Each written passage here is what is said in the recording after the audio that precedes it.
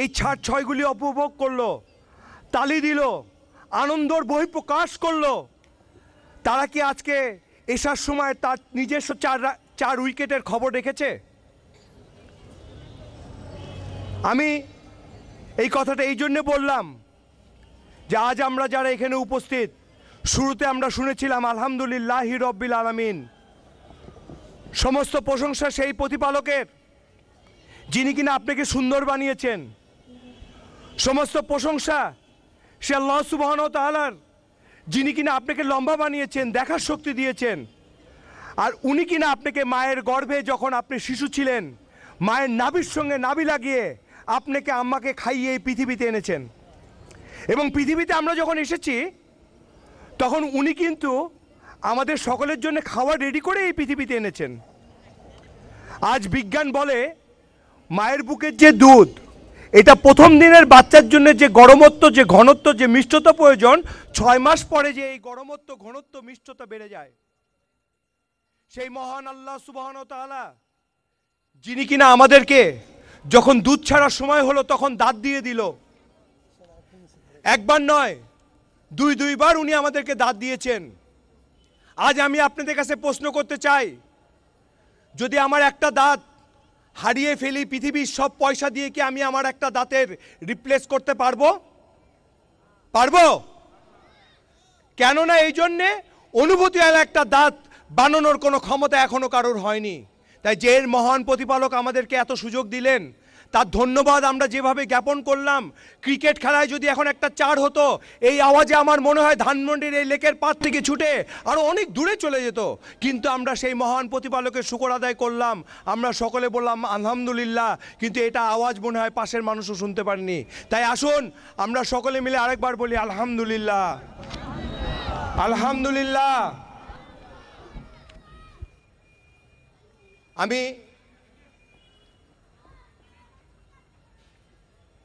কানাডাতে থাকি, ট্যাক্সি চালাই। একবার এক খ্রিস্টানের সঙ্গে আমার দেখা, যিনি কিনা মুসলমান হয়েছেন। এখানে কিন্তু অন্যান্য ধর্মাবলম্বী লোকও থাকতে পারেন। I want them to sit here.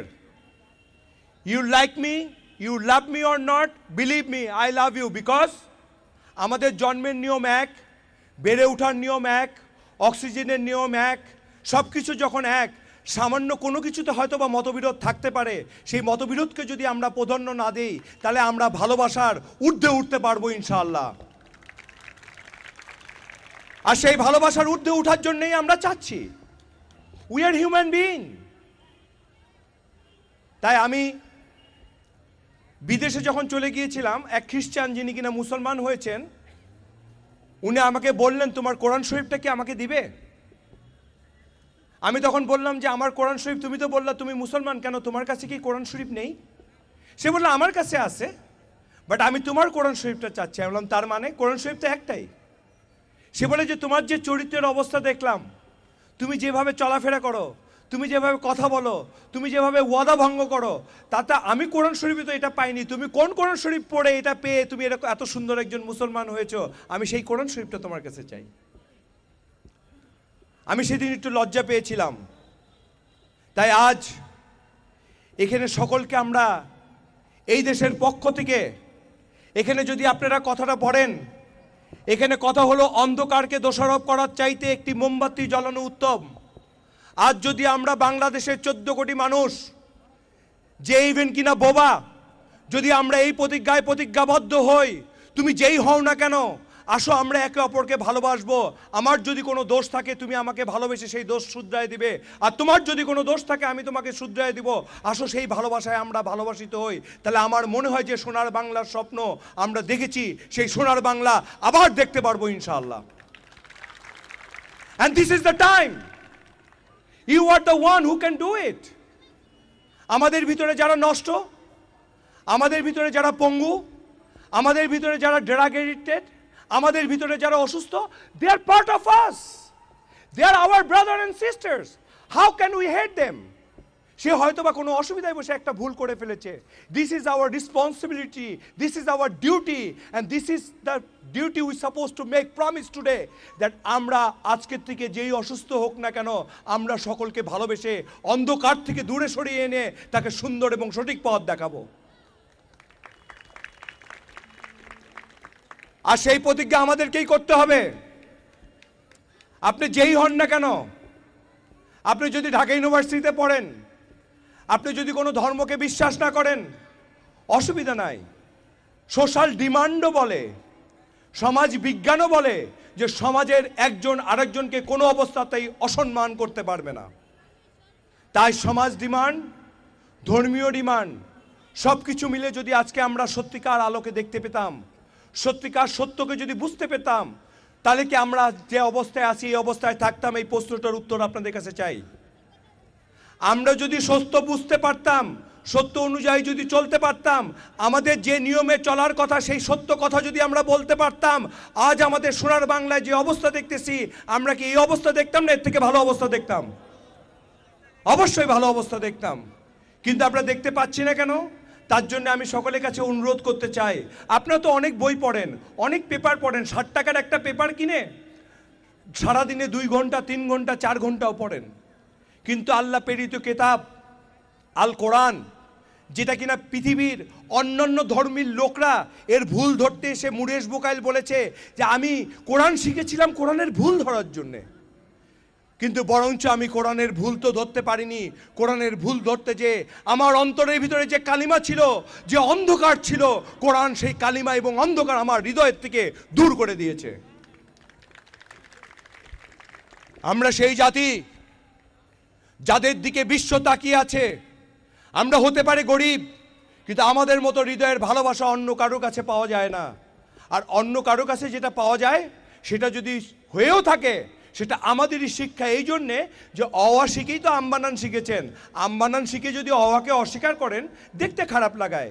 সেহেতু কেউ যদি ভালো ব্যবহার করেও থাকে, এটার কিন্তু শিক্ষা সেই নবী রসুলদের কাছ থেকে আসছে। সেহেতু কেউ আমবানান যদি পেরেও থাকে, তাহলে অওয়া যেখান থেকে আসছে তার মতো সেই অওয়া যেখান থেকে আসছে তারও ধন্যবাদ পাওয়া উচিত। আর সেই ধন্যবাদ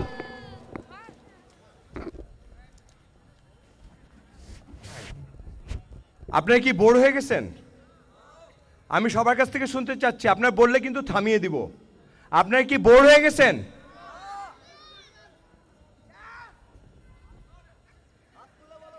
না না, আসেন, যে বোর হয়েছেন আসেন, হয়তো আমার থেকে ভালো কিছু আপনি বলতে পারবেন, কিন্তু আমরা এখানে চাই যে কোনো কেউ যদি ভালো কিছু বলার থাকে এখানেই বলতে পারবেন, কারণ এটাই হলো এই দেশের জায়গা। এখানে জন্ম মৃত্যু সব কিছুতে মিলে আমরা এক হয়েছি। সে তো আপনি যেই হন না কেন, সে আমার ভাই ছাড়া অন্য কোনো কিছু হতে পারেন না, আমাদের ভাই ছাড়া অন্য কোনো কিছু হতে পারেন না। কারণ এই দেশ শব্দের অর্থ, এতে একটি রস্বইতে ইচ্ছা, দয়কারে দেবে তালে বর্ষতে শান্তি, একটি ইচ্ছা দেবে শান্তি, একটি ইচ্ছাই দেবে শাস্তি। আজ আমরা শুধু শান্তির পথে নাই একটাই মাত্র কারণে, যে আমরা আমাদের সত্যকে ভুলে গিয়েছি। আর এই ভুলে যাওয়ার কারণেই আর আমরা আজ এখানে কিছু যুবক ছেলে পেলে এই চেষ্টা এই জন্য করছে যে এই 14 কোটি মানুষের ভিতরে আমরা এই ইচ্ছা জাগাবো, আর এই ইচ্ছার মাধ্যমে সোনার বাংলাকে আবার সোনায় পরিণত করে বিশ্বের বাজারে আমরা প্রমাণিত করব, তোমরা যে দেশকে ঘৃণা করেছিলে, যে দেশকে চোরের দেশ বলেছিলে, সেই দেশের থেকে সুন্দর কোনো দেশ আর পৃথিবীতে হতে পারে না। আর এটা আপনারাই করতে পারেন, এটা আমাদেরকেই করতে হবে, বিকজ উই আর উই, আমরা এক। আমাদের মাঝ থেকে এর বহিঃপ্রকাশ হতে হবে। আজ ঢাকা বিশ্ববিদ্যালয়ের সামনে যখন দেখেন যে একটা ঢাকা বিশ্ববিদ্যালয়ের ছেলে একটা মোটরসাইকেল জ্বালিয়ে দিয়েছে, ঢাকা কলেজের একটা ছেলে একটা দোকানদারের সঙ্গে ঝগড়া করে তারা মারামারি করতে